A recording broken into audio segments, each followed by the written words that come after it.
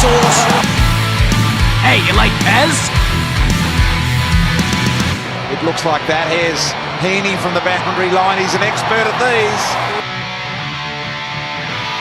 From the boundary line!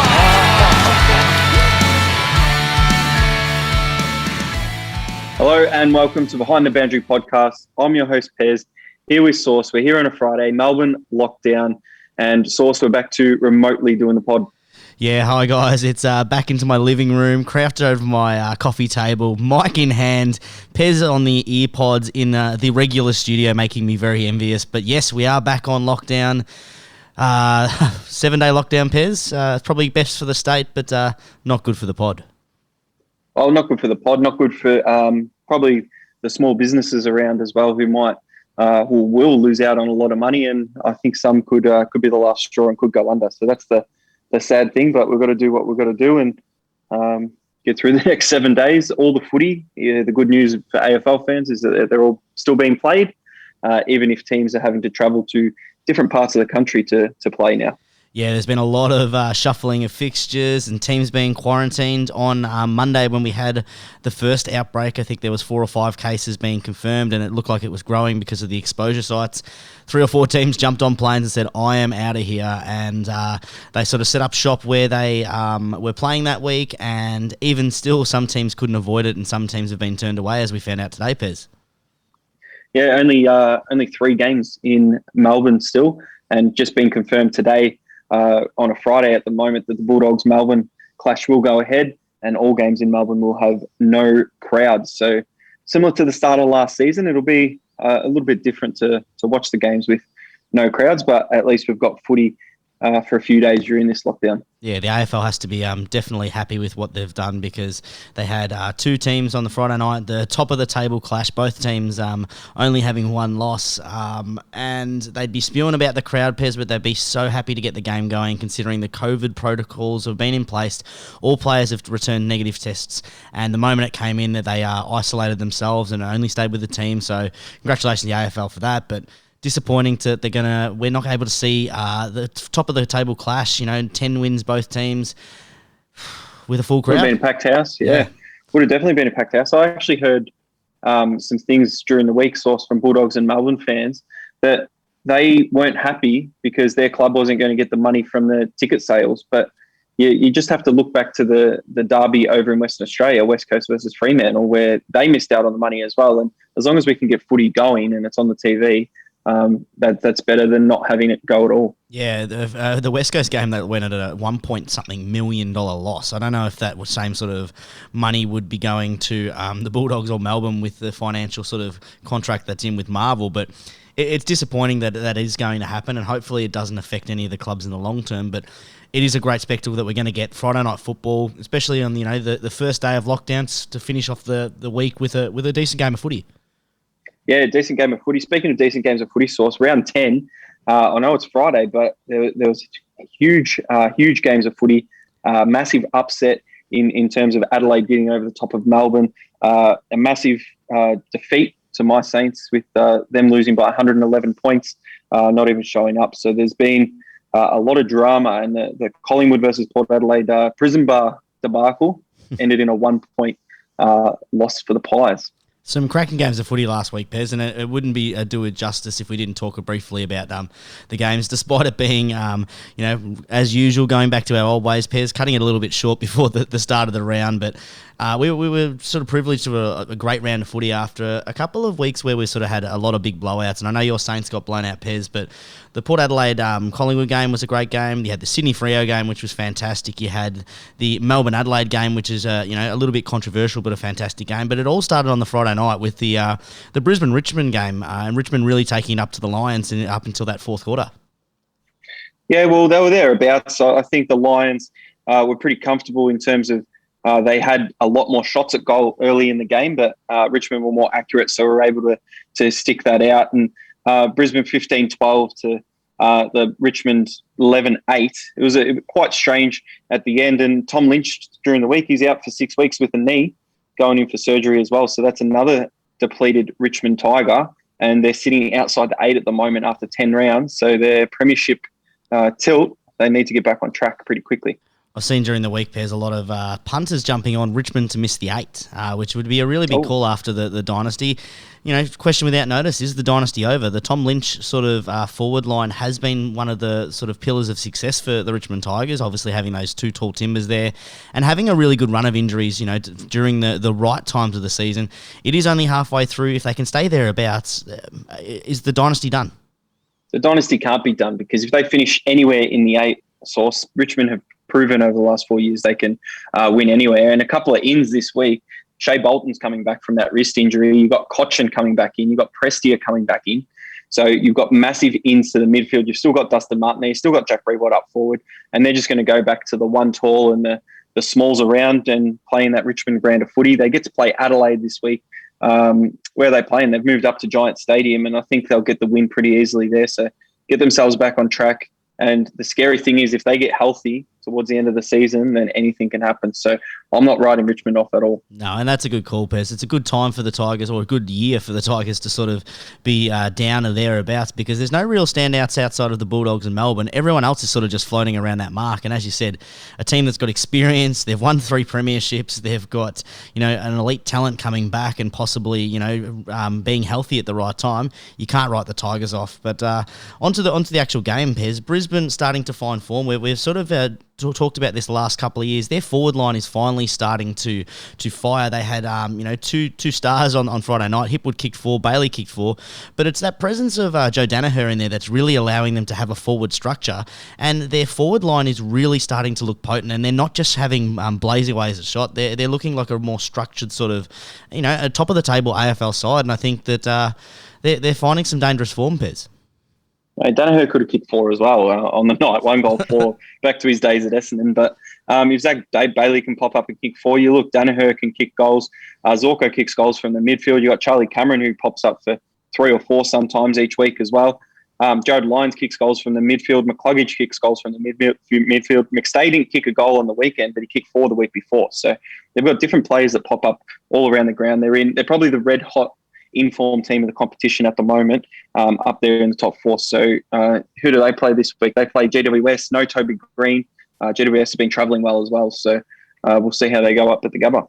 Yeah, big test for them this week. Speaking of big tests, the Hawks were faced with the out-of-form Blues, and the Blues really needed to get this one. And whilst it wasn't convincing, Pez, they did come away with a 23-point victory against the Hawks. They dominated most of the play, but they just the problem with Carlton over the last couple of years is those consistent patches where they just let teams in, and this was the case. There was 5-10-minute patches where they just let the Hawks back in. They would evens it up, and then they would kick away a little bit. They really needed to get a hold of this game. The 4 points are important, don't get me wrong, but wasn't a convincing win from the Blues. Not convincing. 4 points really important, especially if they go up to Sydney this week. But it's looking like, I don't know, Sydney may be winning that one with Buddy coming into form in round 10 as well. But Carlton struggling for mine. If they lose next week, they're going to struggle to make the 8.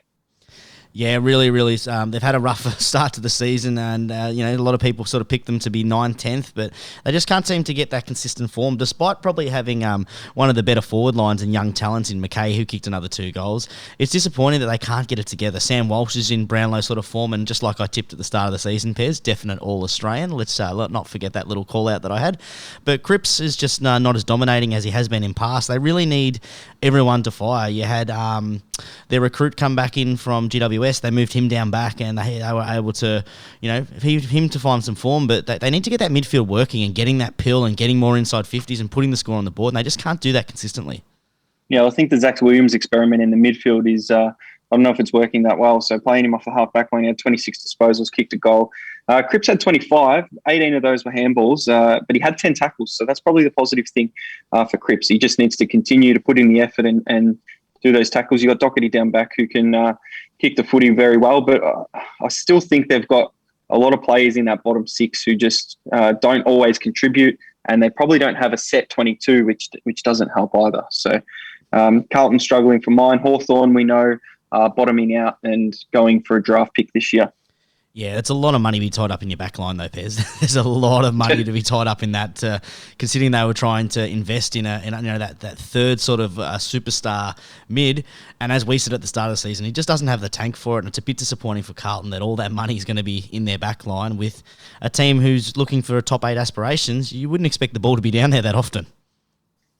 No, they probably need to get a move along, and next year has to be their year, which is what they say year after year since about 2008. So it's been 12 years. Why not wait another one? Yeah. Speaking of waiting another one, we wait another year for the Suns to find form and make that miraculous, that inception into the 8, which they still can't do. They came up against my Cats, Pez, and I'll be honest, I was at the game and it was a 40-point blowout, but it was a bit of a non-event, really. Both teams sort of going through the motions.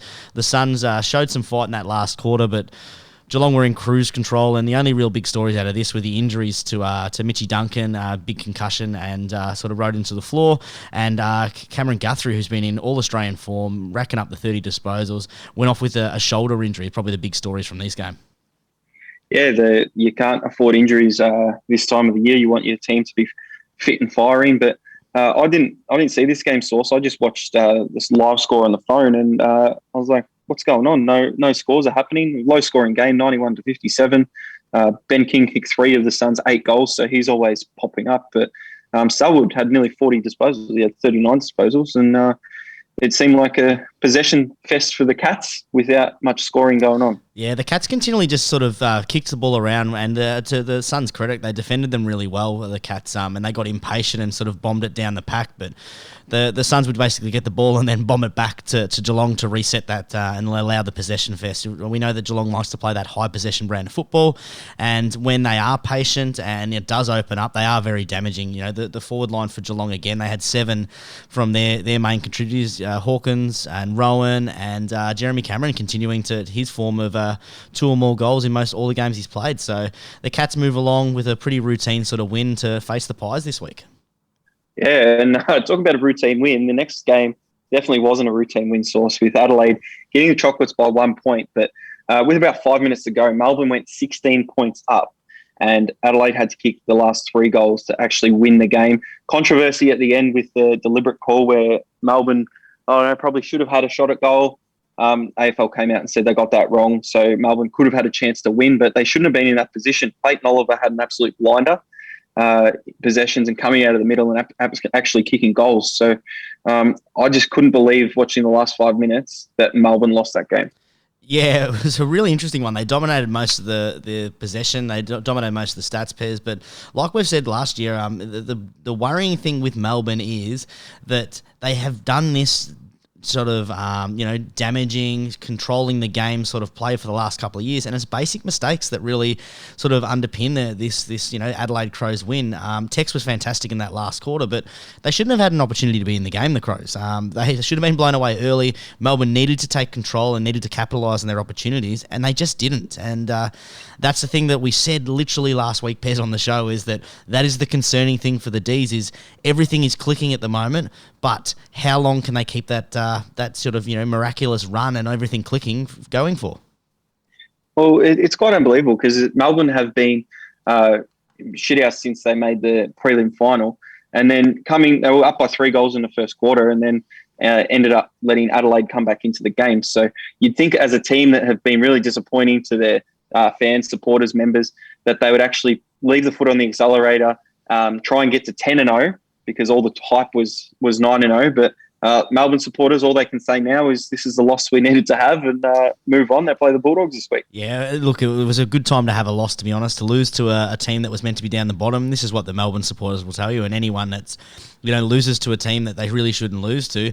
It's a good time to have a loss because you're coming up against the Western Bulldogs, top of the table, probably the best team in the comp at the moment. It's a good reality check for the Ds, but tell you what, 10-0 sounds a lot better than 9-1. Yeah, 9-1, especially when you lose against Adelaide. But you do speak about the Western Bulldogs, a big clash coming up. Western Bulldogs absolutely dominated St Kilda, 144-33, winning by 111 points, only winning by more than 100 points against North Melbourne earlier in the year. So massive, massive stuff. It definitely was, Pez. Your Saints were very disappointing, but I don't think anyone was beating the Dogs on Saturday's performance. They were unbelievable. And the statistics told everything. They led the possessions by over 50. The centre clearances, they won 19-9. Inside 50s, 69-41. And then also the tackles. They won the tackle count by almost 30, 72-46. It was an incredible game by the Bulldogs. And... yeah, when they're playing like that, it's really hard to see anyone beating them with that midfield dominance, controlling the football, and they were scoring pretty frequently, which is probably the only concern that we had with the Bulldogs midfield coming into this year. Yeah, and they piled it on. They love to get up and about and kick goals. And the most disappointing thing for St Kilda is that the tackles, to lose the tackles by that much, 74-48, when you've got minus 50 in disposals around the ground and you've only scored 33 points for the game. It's just you have to think about effort, and you have to think about St Kilda giving up. They lost to Essendon earlier in the year by 75 points. They've had big losses to Richmond, Port Adelaide, and now the Western Bulldogs by 111. And they're in turmoil at the moment. They're not winning anywhere on the ground in those games. And the games that they win, they control it and they show the effort. And against Geelong, when they were actually in the game the week before, they had 86 tackles. And this week, they didn't have the footy and they only had 48. So we don't know where to go from here. Yeah, I think that's the most disappointing thing as a supporter, Pez, or just a football lover, is when you see a team that is getting beaten in all aspects of the ground, the tackle counts where they've got to at least be showing some effort, and that's where it is. It seems that the moment St Kilda get a little bit behind, their heads go down and they just sort of fall apart, and it's really disappointing considering a lot of people had them, as top four aspirations, and we thought that the Saints were back after their great run in the bubble last year, as well as their finals campaign, which was pretty convincing too, beating the Dogs last year in that sort of first final, coming from behind, showing a lot of effort in a real emotional win, but really disappointing for them. But again, you can't take anything away from the Bulldogs. Norton had 5, Bontempelli had 4. He's in Brownlow form. Bruce, your man, had 3. Dale had 2. Waitman, the rookie in the nomination this week for the Rising Star, he had 2. But the only negative spot was probably Treloar doing his ankle and missed this week's blockbuster clash. Yeah, he was in a moon boot, so that was really disappointing for the Bulldogs fans. But the other game was probably the game you wanted to be watching, was Fremantle versus Sydney. Over there, you had a 2-point game with Fremantle. Nathan Fyfe stealing it at the end when he dribbled it through. Watching this game, Fremantle were very inaccurate, so probably could have won by more. But when Buddy got his 6th goal, you was just thinking that Sydney were going to win this comfortably by a couple of goals, and it didn't happen in the end. Yeah, the Swans definitely took the chances when they were giving them, Fremantle being inaccurate. The thing that I actually thought lost them the game in that fourth quarter was they became too Buddy-centric. Every time they went down, they went to that one-on-one contest with Buddy, and, whilst he was dominating and getting hands to the footy, they actually had some opportunities where they could have swung the ball around in different aspects of the ground and had a decent shot at goal. But that's what happens. Luke Ryan was fantastic in that last quarter, and especially in those dying sort of seconds, saving the ball. It was a great game of footy to watch, and it was really disappointing to see the Swans not get it, especially when Buddy's in form like that. 6 goals, back to his his absolute best. Papley had 2. He was a limelight. But the Dockers sneaking a win there when they probably should have lost that game, Pez. Oh, yeah, they were inaccurate in front of goal. Roy Lobb was good with 4 up forward, but you'd think Sydney would get across the line, and it's one they let go away, so it doesn't help their position in the final 8 at the end of the season. And you don't want to lose when your star forward Buddy kicks 6. No, you don't, Pez. And he went back to his absolute best with one of his, mate. Buddy from 60 out from you, dribbled one in, and all I could do was think about you then, Pez. I know that you love that. Like Buddy from 50. It was Buddy from 60 with a bit of dew on the ground, and it rolls through. So that was awesome. The next game on the Sunday was awesome as well. Source Giants versus West Coast. It was goal for goal. You couldn't separate them by a goal for the whole game until the last few minutes when GWS kicked away to a 16-point win. And the Eagles, they'd be very disappointed that they can. Their defense didn't hold up. They were letting goals go too easily. And I think GWS, their game plan going in, and I think teams need to look at this, Source, is where West Coast were taking their shots from. Josh Kennedy is marking them out on the boundary line, 45 metres plus out, and taking really hard shots at goal. Yeah, he kicks some of them, but they're not getting those easy shots in front of goal. So where GWS were forcing them to go was a really good game plan from their coaching staff. But I think that's what won them the game in the end as well. Yeah, they won the game through that sort of, it was almost like a zone sort of, clustering the middle and forcing, putting GWS players not behind the ball, but in those little pockets that they normally lead to, forcing them out to those wings. And you're right, Pez, that you probably go down, 60-40 chance of kicking that goal, for an elite athlete. But, someone like Kennedy, he probably brought a 70-30 chance, but you definitely take that, especially when, you are able to defend it a lot better, because GWS looked fantastic coming out of their back line, and I was really worried about where GWS was going to kick the goals from, with Toby Green and Jesse Hogan out, especially him returning to form. But their forward line still stood up. You had Finlayson kick 3 goals. Zach Sproul had 2. And Ruckman Matty Flynn, he had a couple as well. So the Giants, you're right, they were toe-to-toe with the Eagles for all the game, and then that last quarter sort of broke out. But the Giants, Bez, surprising win, and does put their top 8 aspirations in definitely in limelight. Yeah. Definitely when they're sitting in the 8 there above Richmond, but the plus 101 in disposals, and you talk about the tackle count, and you hate to see it, but they're plus 33 in the tackles as well against West Coast. So didn't do enough. West Coast probably only won the hit-outs, and GWS had every other category down pat, and their game plan, well done to their coaching staff again, and they won by 16 in the end. So bad loss for West Coast. Very bad loss for West Coast though, Pez. But hats off go to the other colour boy, the green, the rookie Tom Green, 27 disposals, 2 goals. Maybe they might be painting the town green this time instead of orange, Pez. Yeah, very impressive. That young man. He might be moving to Tassie when they have a team, because they might be a green uniform as well. So that'd be good. Put both greens in there. All right. So while we're talking about colours, we better get to the shades there, Pez, the black and white. And I think the biggest story out of this Port Adelaide game wasn't the fact that Collingwood came close, is that Port Adelaide didn't continue their petty behaviour. This was the chance to pull out the prison bars after the siren. That would have been absolutely bang on if they'd pulled out the prison bar jerseys after a 1-point win, especially after some of Dane Swan's comments early on Twitter early in the game. Yeah, the tweet was very, very good. 3 goals, 1 to 1 behind in the first quarter. And the tweets are along the line of, as your 1 point, Port Adelaide. And Port Adelaide actually retweeted it after the game, a handy point, because they won by a point. So that was some comedy there on Twitter. But I think Port Adelaide would have looked silly to pull out the prison bars after this, because they did not perform on the day. They just were able to scrape through at the end. They were up by 13 points and still let Collingwood come back in to give them a shot at a clearance and a steal of the win. But I don't know about Port Adelaide at the moment, Sauce. They can't be playing away, and they got smashed by the Dogs in their home state as well. Do you know what it is, Pez? It's the contested ball. They're just losing the contested ball. The Western Bulldogs are the best clearance side and the contested ball team in the league. And in a game that they win by a point, and they should win by 30 or 40 points against a lackluster sort of talent, Collingwood, they lost the contested possession by over 30, Pez. Like it's not something that should be happening. The clearance count, it wasn't great for them either. They lost that by 7, and it's a key area that they were dominating last year. Boak and Wines and all these players are getting plenty of the pill, but they need those bulls in there. They need Amon to go in there and go get the ball. They need, some of those players to, Butters to really bring that ball out of there and then give their forwards an opportunity to score. They've got an amazing young talented forward line. Their midfield is good when they've got possession of it. They need to go and get it. They need to start winning that clearance count. Yeah, and it didn't happen, but Port Adelaide escaped with the 4 points, which they really, really needed. That would have been really upsetting for them to lose that, and so they're still in contention for the top 4, which they need to get, probably top 2, in order to make some noise this year.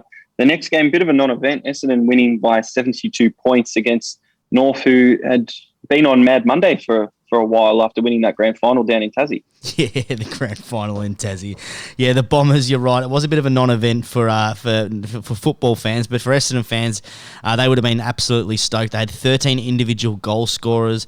They had, big 2-metre Peter, he kicked a couple. Anthony Tippenwoody, he kicked a couple. Harry Jones kicked through 3 as well. But it was their midfield, Pez. And I've been saying this for a couple of years now. They've put Darcy Parish in that midfield, Pairs, and he is absolutely... he's been lighting it up since he won that Anzac Day medal. 36 disposals, 11 clearances. Merritt and Andy McGrath had 31 as well.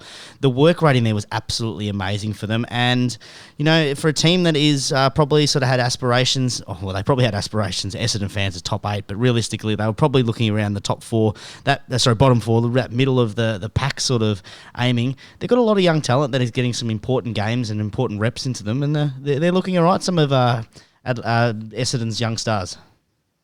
Yeah, definitely. I really like Perkins, Cox and Jones. Jones had 3, Cox had 2. He looks really good when he can go up on the wing as well, and when he builds some confidence, and he seems like he's got some really good stamina. And then Perkins as well is that smaller type medium forward who comes up and kicks inside forward 50. You love to see that. So Essendon have some kids, which is good, and that's what you need when you're a struggling bottom side. Yeah, and whilst we better touch on the North for those North fans before, Pairs, I'm sure you rip into them again somewhere throughout the show. Zerha was fantastic during the second half, really sort of giving them some of that effort that you'd have liked to see from St Kilda. He took 3 strong contested marks, had an unbelievable effort on the wing, and it gave Roos fans a little bit to sort of cheer about. Still couldn't sort of capitalise on that scoreboard, only kicking 1 goal too, but some effort. They still managed to kick 10 goals for North, which is really good for them. No, they lost for one. I'm not speaking about them because I've got that 10 goal mark that I want to do, and they lost by 72. So stuff them, and we'll move on and we'll get into our betting review for round 10. Soft review. It's no official review. How does it end? We don't know. They've kind of lost, but they've won as well. Oh, here we go, Sauce. Round 10 betting review. Confidence from you. Disappointing round. You were around the minus 60 mark, minus 59.57. But that's not the most disappointing thing, Sauce, because you put out a live money for VBs and you've moved your record 6 out of 11 now. And Dill on Instagram, he's not too happy about that.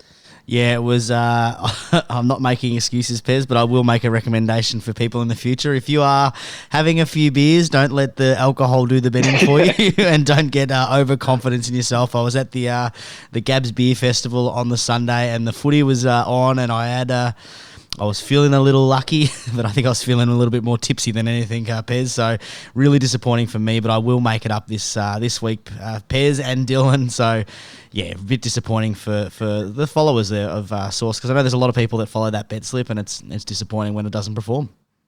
Yeah, well, if they do follow a betslip on Behind the Boundary podcast, Source, you'd hope they'd be following mine as usual instead of yours, because you always seem to be down in the dumps and have one good round every now and then. Eh? I had 3 good rounds, you dick. All right, let's recap our wins and losses here. We had Brisbane versus Richmond. I had Brisbane to win by 1-100 and Charlie Cameron to kick a goal. He kicked it in the first quarter. They won comfortably there against Richmond, so that was a tick. 25 turned into 75. Yeah, I had a loss for this one, but did escape with the bonus bet. Brisbane 1-39 got up. Hugh McCluggage got his disposals, but unfortunately Charlie Cameron only kicked 1 goal, 1. So got a bonus bet that I'll win back this round, Pez, so don't worry about that. Yeah, a couple of lots of bonus bets over both bet slips here, Source, with the sports bet special. The next game was the Carlton versus Hawthorn. I had Carlton halftime leader, Carlton head-to-head, and Lockie Fogarty, he usually pops up and can be an anytime goal scorer, and did it for a bit of value. Didn't happen this time, so take that bonus and put it in round 11. Yeah, I had Carlton the maximum at the line at 19.5. I was loving that line. At the end of the game, throughout the game, I was a little bit scared when they kept letting towards Hawthorn the end of that fourth quarter. Geez, you would have been sitting on your hands. I don't know what you were doing there. I was probably on the beers, Pez, but I had a nice little $45 win there, so which was the only one for my round. So I'll hand it over to you. Yeah, next one was the cheeky, Geelong versus Gold Coast. I expected Geelong to do a bit more and score more than the 97, which would have meant Cameron getting more goals, but he only got the 3 in the end. I had him anytime goal scorer, 2 goals or more, and then 5 goals or more against Gold Coast. It didn't happen, but 2 of those legs did get up, and I got the bonus back there. So for my bonus cheeky in round 11. Yeah, this was a bit disappointing for Cats fans, Pez, because the reason that my bet didn't salute the maximum 50 was because for the first time this season, Cameron Guthrie didn't get over 30. He went off in that third quarter, in the middle of the third quarter, with 21, and I needed him to get 9 more disposals. He finished with 28 when he came back playing with one shoulder in the forward line, so still was a bit of a chance, but disappointing because the other two legs got up. But Pez, again, as I said, that money will be back this week, don't worry. No, that's what happens with injuries when you have multiple players in a same game multi as well. You sometimes get unlucky. The next game was Adelaide versus Melbourne. I chucked my bonus on Melbourne 40 plus. Some people were saying maybe you should just go Melbourne 1 to 39, but it wouldn't have mattered in the end. No, you should have gone the Crows, Pez. I lost my cheeky on this one. Nothing even got close. I expected Melbourne to put on a better performance, so I'm not even going to talk about it, Pez. It was a $10 loss. Yeah, there you go.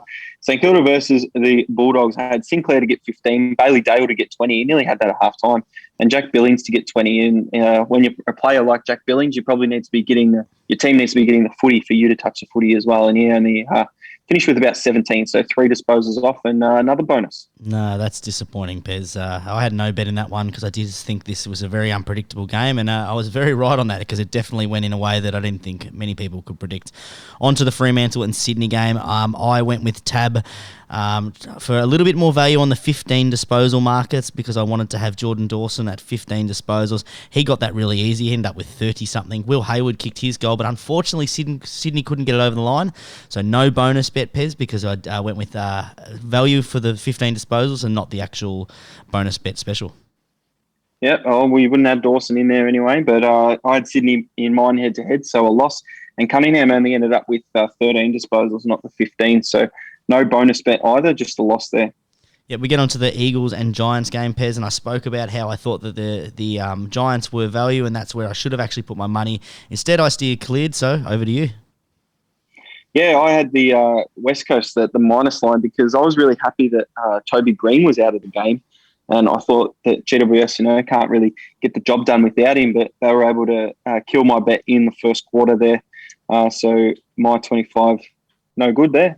Yep, we get over to the Port Adelaide Collingwood game, which, as I said, I had a couple of beers, Pairs. I got a little bit excited, put down a max live bet, and geez, was that a mistake. The beers were good, but the bet was not. I had Port Adelaide to win. Carl Amon to get over 23.5 was his personal line.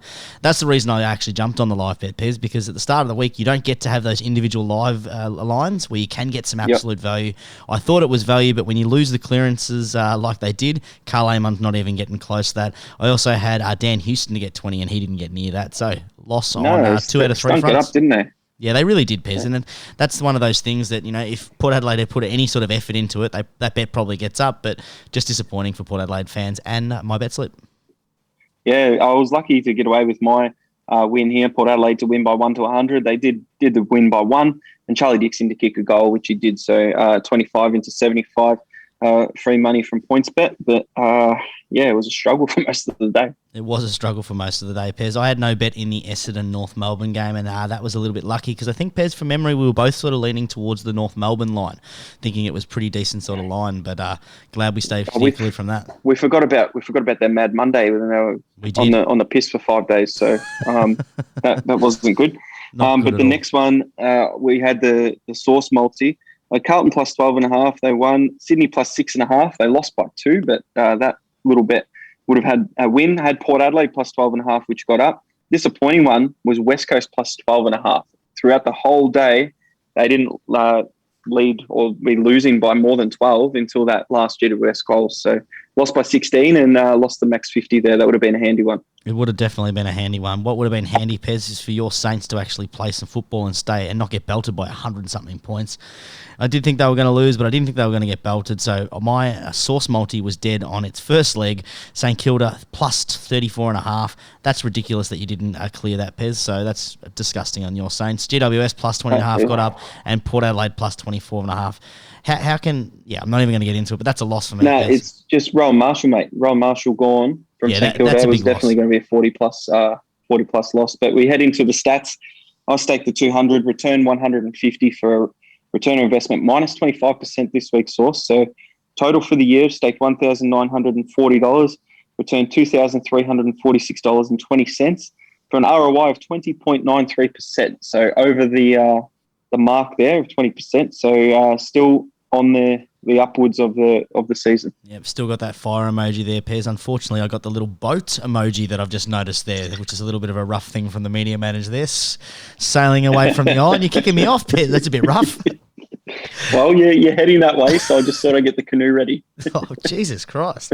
Well, don't worry about that, Pez, because you're right. It was a bad round 10, but we'll go through it either way because that's what we do here behind the bound. We always keep ourselves accountable. We go through the wins, the losses, and apparently our boat license as well there, Pez. So I staked $235 for the round, which was including that live bet. Returned only $95, a ROI of minus 59.57%, which is absolutely disgusting. That brings my ROI for the year down to 5.84%, meaning that I've staked $1,750 and returned $1,852.24, Pez. So still in the green, still in the positive, and I'm still on the island, just for let's be clear about that, Pez. I'm not on the boat yet, so it should be a little island there as well, because I know that you're getting the boat ready, so maybe it should be on your side, not mine. Well, boat's not coming to my side. I've still got the fire over 20%, mate. So I've got a couple of horrendous rounds. I've probably got 3 or 4 horrendous rounds to get back in the water, so I'm not going back in the water this year. Pez, it wouldn't be interesting if we just won all the time, would it? We'd have no banter, so I'm keeping the podcast alive with a couple of rounds here and there that are a little bit shit. But Pez, if you want to see the little emojis as well, Source at Behind the Bound on Twitter, updated every week, and I wonder what little emoji we'll both have this week. I'm going to have about 7 fires, Pez. I might have an on fire of the boat because I'm going to light that boat on fire this week when I get all my big wins in our bet slip. The fact that the size of the bets was relatively small. Our bets with an opportunity about 50 metres out. I was with a mate and we were getting sort of ready to leave, and he said, I think I'm going to whack 10 on Maxi, do you want some as well? And I said, Oh, yes! Yes!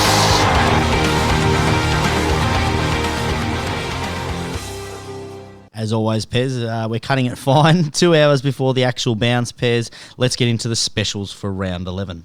Cyril takes a special and goes bang! Yeah, well, we've got the sports bet. You've got tonight's match, kick a goal in the first 2 minutes, you win. We know we don't like that here at Behind the Bound, but it's there. All matches this round, up to 3 refunds for a 3+ leg, same game multi. With sports bet, odds must be $2, and you can't boost it. What's it called? A power play. Power play source? Power play, Pez. Yeah, I don't know what it's called because I don't have it on my account. And they've got a head-to-head 3+ leg AFL multi for all matches this round. You get a bonus bet if 1 leg fails. Head over to Tab. You've got 3+ legs. Friday night, we've got the Melbourne versus Bulldogs tonight, and Saturday you've got West Coast versus Essendon at the moment, so only the 2 games there. They've got the head-to-head special, the exact same as sports bets there. Ladbrokes, we've said they're disappointing because they don't bring out their stuff early. They've still only got the Western Bulldogs versus Melbourne $2 lines.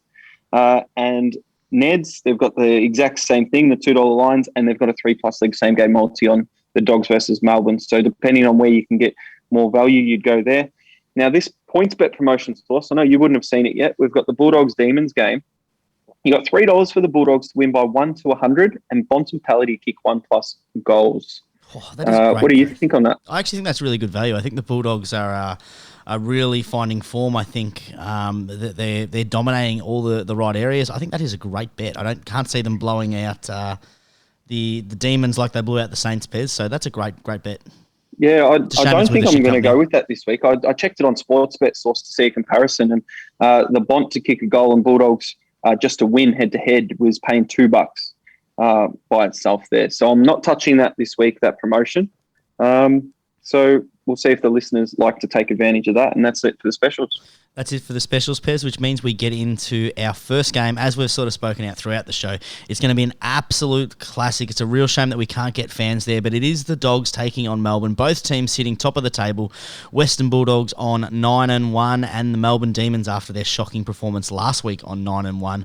The Dogs have firmed in as favourites. This opened up as evens, but with the Melbourne Demons going into some of that frantic sort of testing, it has has sort of drifted out. So Melbourne are the outsiders at $2.25. The Dogs favourites $1.65. The line likewise has creeped out. It is minus 7.5, favouring the Dogs, and the over-under for the game is 161.5.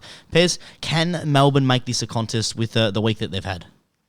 I think they might be able to, just because Bulldogs are missing Treloar, and Dunkley as well, with him being injured. But Tim English is going to be a big in for the Bulldogs to help them out in the ruck there. But they're still missing Stephen Martin. So Tim English, Riley Garcia comes to make his debut, and Patrick Lipinski come into the team. Mitch Hannon goes out injured. Anthony Scott and Treloar injured as well. The thing I like about the ins and outs source, they've now got the person that goes out and then was the medical sub. Yeah, they've actually got in brackets Medi sub. So I like that inclusion this week. And Melbourne get back a really important player, Christian Salem, and omitted Neville Jetta there as well. So where I'm looking at in the bet, I did say I'm not going to the points bet promo, but I am going to use my $10 bonus bet, which was my cheeky. So it's going to be my cheeky again this time, Source. I need you to press that button. Cheeky. There we go. He's onto it. One of the COVID problems is that we can't get in sync with that one, Pez. We can't press the button ourselves because it's not here and it's at your joint. But what I've gone very, very cheeky here. I've got Cozzy Pickett to score 2 or more goals. It's 288 by that's itself. Not that cheeky, Pez. I had him to kick 4 last week. yeah. And then Cody Waitman, the rising star, he kicked 2-2 last week. I've got him to score 2 or more goals at 288 as well. Put them two together. And my third leg, I've just put Cozzy Pickett in there, but it's a bonus bet anyway, so that doesn't even matter. I shouldn't have even put the third leg in there. That pays $8.75, so the 10 bonus on that. That's pretty good value there, actually, for two things that could definitely happen. You have to think that Melbourne put a little bit of work into some of those taller forwards the taller forwards, which aren't that really tall forwards for the Dogs that have been sort of getting a lot of the pill. Yeah, I don't mind that one at all, Pez. Good luck for that. I've gone with mine. I've gone over to Tab with their 3-leg game special, just because the odds were a little bit better with some of the other markets. I've gone the Bulldogs head-to-head, and I'm a little bit concerned about how Melbourne score their goals. So I'm sticking with Petrarca to kick a goal and Oliver Clayton to kick a goal as well. Both of them kick a goal. That gives me odds of 650, and I've put 25 on that one. Well, there you go. I like how you check the odds over both companies. That's a tip to all punters out there to try and get the best value anytime you can. Yep, let's get across to this next game on the Saturday afternoon. Is Collingwood playing Geelong? You probably would have expected 70,000. Instead, you're going to get 7 because it is COVID protocols in this game, and one of the 3 games actually going ahead in Melbourne. We have Collingwood as outsiders, $4.10. Geelong, the firm favourite, $1.24. The line is minus 25.5, favouring the Cats, and the over-under is 151.5. Pez, can the Magpies make it 2 impressive performances in a row? No. They can't do it. Taylor Adams, one of the most important midfielders, came back last week, 29 disposals. He's actually out injured again, so they're not getting much back either. Duncan goes out injured for the Cats, and Holmes comes in. Zach Guthrie is the medical sub last week, who's out as well. But where I'm going here, I think Geelong are going to win this pretty comfortably, but I don't love the line. I think Collingwood would be able to, maybe get within that. So I've headed over to Jeremy Cameron again. I've got him down as an any-time goal scorer. I've also got him down to kick 2 or more goals. And then I've also got Jeremy Cameron to kick the most goals in Group 1. So that gets me $3.10 Source, and I've put 25 on that one. It's a great little bit there, Pez. All over Jeremy Cameron, just like all the Geelong fans. It's really disgusting when you're watching the game actually there, and it's sort of, geez, we're frothing him something bad. It's actually a little bit disgusting every time he gets the ball. But onto my bet slip. I'm glad that you mentioned the outs of Duncan and Guthrie. They really put a big hole into that midfield. So I'm hoping what happens is Joel Selwood continues his great form and he grabs 25. Tommy Stewart, he's been an absolute soldier at the 20 disposal market and still sits at about $1.20 for 20 disposals, which is ridiculous. And then I've also gone with Sam Menegola. So generally last year when he was in good form, he sort of moved into those midfield stints. I'm hoping he can get me 25. All those together get me $4.20 with Sportsbet. One leg fails, and I've put 25 on that one. Not bad there with the Menegola leg Source, because with Duncan out, he might play some more minutes around the ball there on the wing. So, best of luck there. Thanks, Pez. Let's get into the Lions versus the Giants. This game at the Gabba, the 2:10, which is a little bit disappointing for the AFL that they're overlapping games with the COVID outbreak. They need to get that organised for next week if we're going to continue this lockdown. But we do have the Lions as the favourite, $1.20, and the Giants outsiders, $4.60. The line is minus 29.5. The over-under is 169.5. Pez, Lions continue their fast form. Yeah, I think they will. I was hoping for a little bit more value around $1.40 mark for the Lions, but $1.20, you can't really touch that there with GWS in the form that they're in. But still no Toby Green, which is a big thing for me. Playing away at the Gabba, Lions in form. Lions should get the victory, but I think GWS can actually keep with them. So I've gone a three-leg same-game multi. I've gone Brisbane 1-39. I've gone Zach Bailey to get 15 or more disposals. He's about $1.17 by himself. And Tom Green to continue his form and get 20 disposals there. So those three together is $3.30 sauce, and I've put 25 on it. I like that bet, Pez. I agree. I think that the line is a little bit too high for there, and the $1.20 is way too short for what this game probably should be pitched at. The Giants do have some injuries there, but they are definitely not out of this game, and they can definitely make a contest of it. I'm steering clear for me, Pez. Yeah, fair enough. And the next game on the Saturday, we do have a twilight. We do. At Marvel Stadium. We do, Pez, and this will be an absolute ball fest. I saw a really great tweet during the week from someone saying, I'd be actually okay if they cancelled this game. We're talking about the St Kilda Saints and your North, mate. Your heart is definitely going to be divided in this one, so I'll go through the odds and then you can talk about how you're going to separate your two loves in the AFL world. So the Saints come in at $1.24 as the favourites for some absurd reason, and North Melbourne are $4.10 outsiders. The line is minus 26.5. Over, under 171.5. Pez, where does your heart lie in this one? I think the Saints will get the line in this one, Sauce. Sean McKernan is out, apparently with an injury. He would have been dropped anyway, surely. Anytime Sean McKernan is in for St Kilda this year, jump on the other team at the minus line. So Sean McKernan's out injured. James Frawley out injured, not doing much. He did all right against Geelong when they had a tall forward line, but last week really disappointing. Hunter Clark goes out injured, but Brett Ratten said in his press conference he's going to swing the axe and he's going to make some droppings. With three injuries there, he's only got Bytel and Jack Loney, and he's dropped Jack Loney so many times over the past few years. You bring in Calverino, who is an exciting young man. He's been at the Saints for a long time, so hopefully he does well. Nick Caulfield comes back into the team. Luke Dunstan, he's that type of player, Sauce. You know, the one that collects 40+ and kicks a couple of goals on the weekend in the seconds, and then comes into the AFL and it's a bit too quick for him and turns the ball over every single time. So that's him. And Mason Wood comes back in to play against his old side for North there. I think that St Kilda will get the line. Sean McKernan out, and we've still got Paddy Ryder in. So I think that should be fine. North probably continued their Mad Monday after that grand final win down in Tassie. So what have you jumped on? I've steered clear with this one, Pez. I understand why Ratten didn't throw the axe, because he left it to you for our bet slip here, just absolutely potting every single bloke that's come into that side. But yes, I think this is a really danger game for punters, and I think sometimes we can get caught up into teams' positions on the ladder and big lines. And I think Sportsbet has done this in this one as well. I do think the Saints get the line, but St Kilda definitely are not in form. They've got a lot of injuries, and North Melbourne, they can afford to win one more game probably this year and still sort of secure that number one pick. So I find this a bit of a danger game. I'm steering clear. If anything, I'd probably jump on some of the disposal markets for some of those Saints, but not actually what they're presenting at the moment. I would wait for on the line to see what that over under mark is, because with all those outs, people are going to get a lot more of the pill. But I'm definitely steering clear from that game. Yeah, I'm steering clear as well, Sauce, because I wasn't sure if McKernan was in or not. And I was just really disappointing last week still. If I was going anywhere, I'd probably go somewhere with Max King to score 5 or 6. 5 goals is paying $6.50, 6 goals is paying $13 there. So steering clear, but that's where I'd head. Yeah, that's a good little mate. You love your King, mate. What's he on for 5 or 6 points? Probably a bit less than that. About if he's 5 behinds is paying $1.80, and 6 behinds is at $1.95. So there you go. There we go. That's Pez bets. So let's make sure you jump on that. Where they're Pez's bullshit line. Yeah, there's their specials at Shithouse as well. So but you definitely won't get banned, Pez, from your one.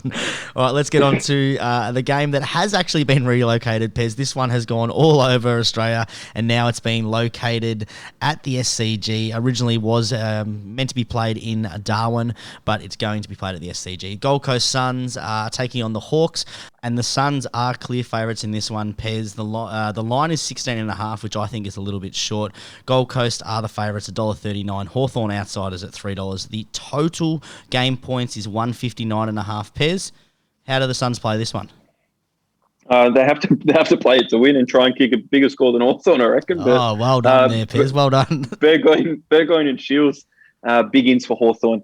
Yeah, but O'Meara goes out with concussion on the way out there as well. So Gold Coast, they've got to win this game, and they've got to try and do it convincingly. I think they might win by about 4 goals, but I'm not too confident in it. So I've steered cleared from this one. But if I was tipping anything, I'd probably go the Gold Coast line. Yeah, I like the Gold Coast line, Pez, but that wasn't good enough for me, and I've gone something a little bit. Cheeky! And I'm going to do it again, Pez.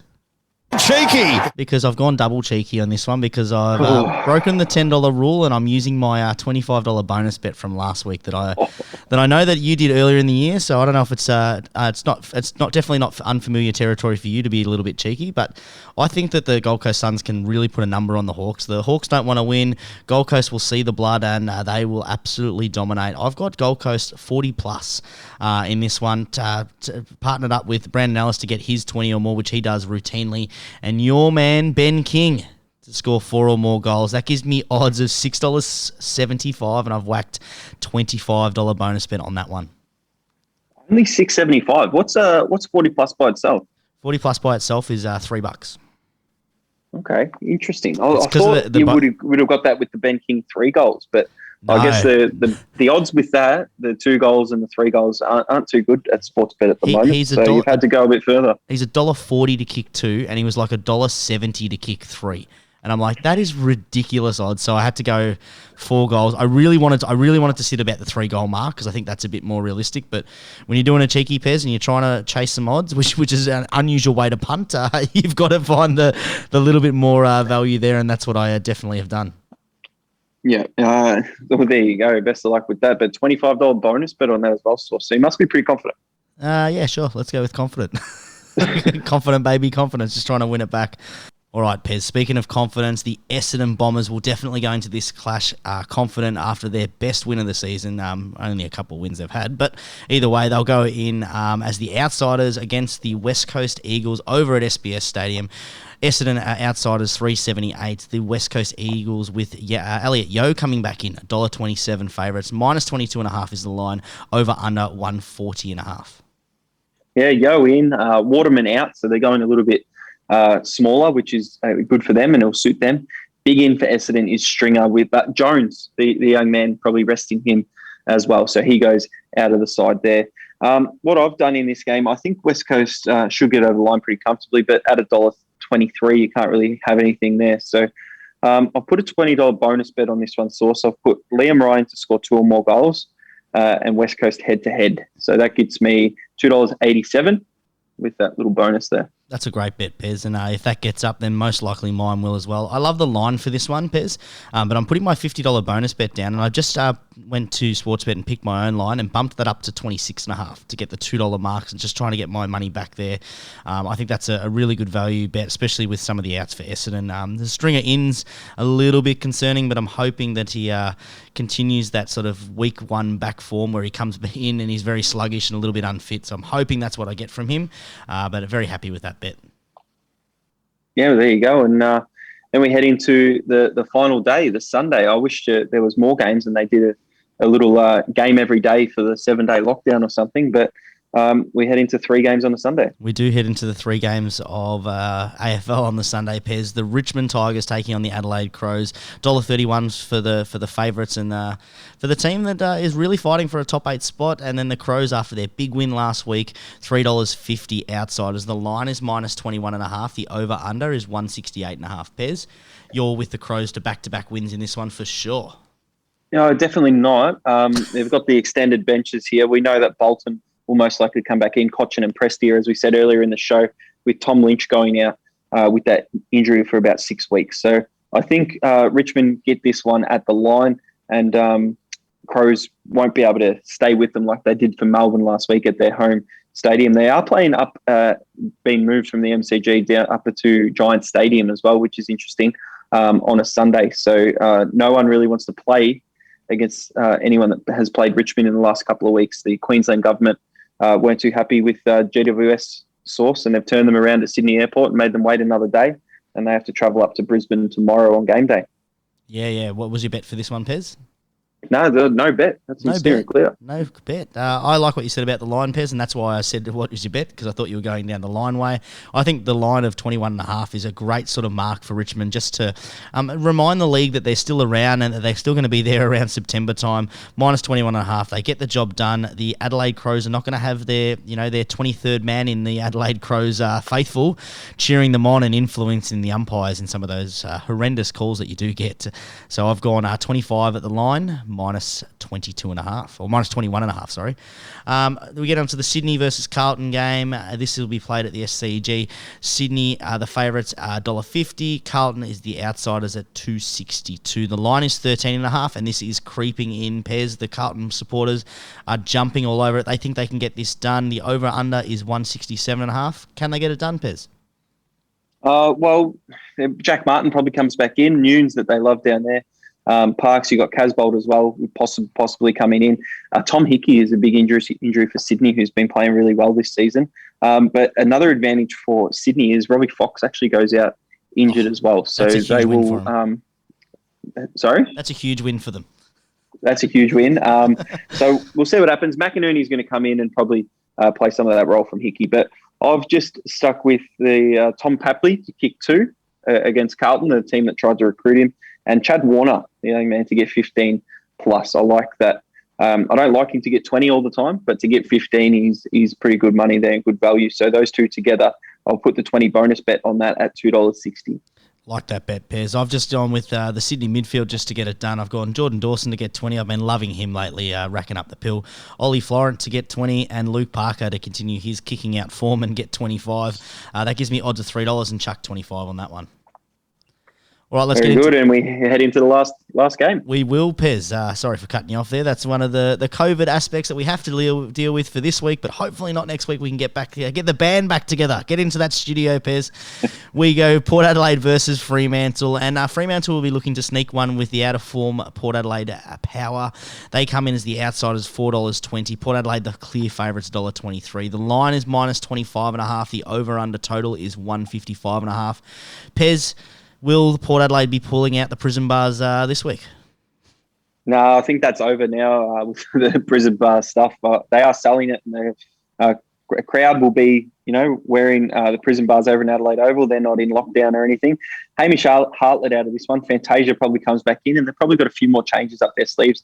Big injury for Fremantle with Matty Taberner, their main man up forward with an ankle. Brayshaw will probably come back in there, but I haven't done a max yet, and the listeners are probably wondering what's going on, but here is my first max of round 11. We've got Port Adelaide minus 25.5 with Matty Taberner out. Port Adelaide really, got a bit of a wake-up call last week, and they've been very disappointing for about 3 weeks.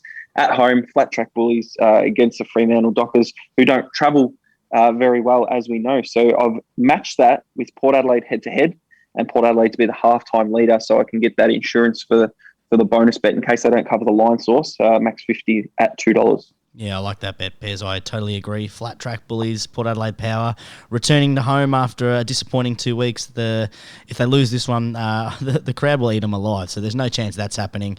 I'm steering clear with this one, Pez. don't trust Port Adelaide at the moment, but I do tend to agree with you that they will get the job done. Let's get on to our sauce multis pairs. Oh, sorry, our multis pairs. But I know that you're going to be sticking to the thing that's working for the moment. The only thing that's working from sauce at the moment is the sauce bet slip. Not the sauce bet slip, the sauce multi. What are you doing? Yeah, I'm not doing a sauce multi this week after the intro there. Great little intro. One of my legs is a sauce multi, a pick your own line, but the others aren't sauce because I couldn't find value in it. So I've gone a four-legger here with Sportsbet. I've gone Geelong to win at $1.24. I've gone St Kilda just to straight up win at $1.24. Port Adelaide to straight up win at $1.23. And then West Coast, I've just given them a plus 6.5 in case the Bombers do something by a goal. At $1.12 there. So all that together gets me $2.11. I've whacked the max 50 on that as well. Yeah, that's fair, Pez. They're back-to-back max 50s. Look at you coming home strong. I've gone with Western Bulldogs plus 14.5 at $1.23. Geelong, same sort of line as you, Pez, $1.25 for the head-up win. Brisbane on a pick-your-own-line, minus 15.5, $1.42. And Sydney pick-your-own line, plus 23.5. That gives me odds of... $2.35. Sorry, I was trying to work that out with the power play. I have done the power play with that Pez with Sportsbet, and I'm just rubbing that in because you have been banned, and I've chucked 25 on that one to finish up the round. Yeah, good on you. Rub it in a bit more, but we'll finish the round. We'll get that bet slip out hopefully before the game. If not sourced, we'll post our first slip up there, and we'll move on to the coin tosses, which is what we want to hear about our lines. It was a toss of the coin. That 5 wins the toss. Yes, it's been an unusual year for coin tosses. Drives it beautifully. Ranger, big time again. Big time again, Pez. I am leading the coin toss this week and the last couple of weeks, Pez, so still got that commanding lead. For people that don't know, this is where we keep it short and we're sweet, and we pick one of the lines to let the punters know who's going to win. That's the thing. We both got only 3 last week, Source. There were a lot of games that didn't go our way with the Melbourne game, the Geelong game, the Sydney game, which was about a goal in it there. Port Adelaide as well, not covering that 16.5, which was really, really surprising, and both on North Melbourne there. But we got it there, got 3. I'm on 43, you're on 45. So 2-point lead heading into the second half of the season. We'll see how you lose this one. How I lose this one coming from behind, Pez. All right, so the Dogs are favourites at 7.5. Dogs or D's?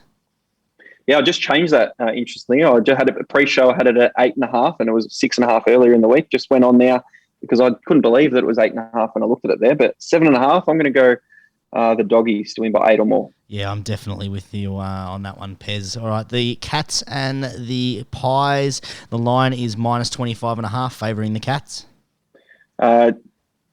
Jeremy Cameron to kick 5 and Geelong to cover that pretty easily. Yep, with you on that one, Pez. The Giants and the Lions. Lions minus 29.5. I'll go Giants here.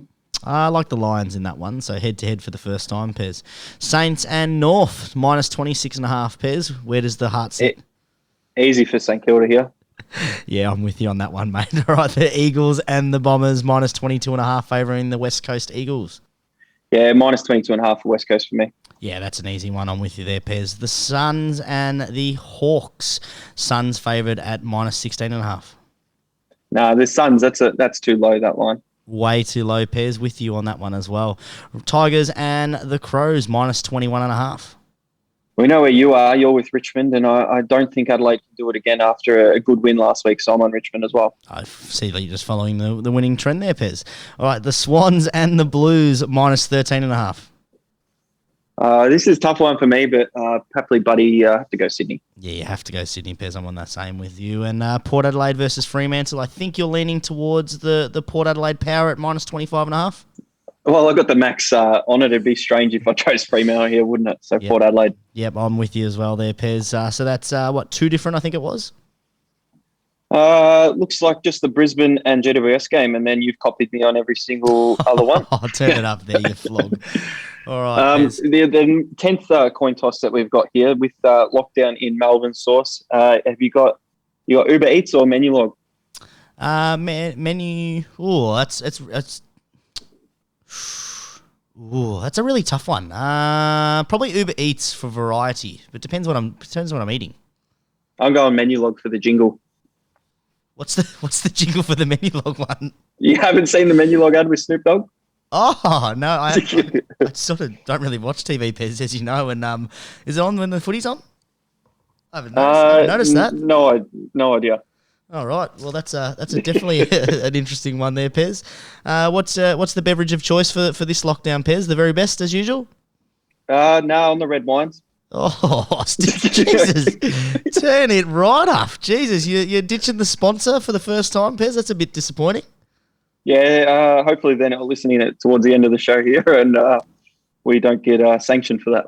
Hopefully we don't get sanctioned. Well, as we always finish off the show, make sure that you jump on all of our socials. Pez, where can they find us? At Behind the Bound, Twitter, Instagram, Facebook. Yep, most definitely they can. Sorry, mate. There, the dog's starting to get a little bit restless here. Let's wrap things up. Hope everyone is staying safe. Pez, sign us off. Yep. Sign us off. If you're in Melbourne, enjoy the footy while you can, and then stay safe for the next few days, and hopefully we're out of it soon. I'm Pez. Peace out. I'm still Sauce. We'll catch up next time.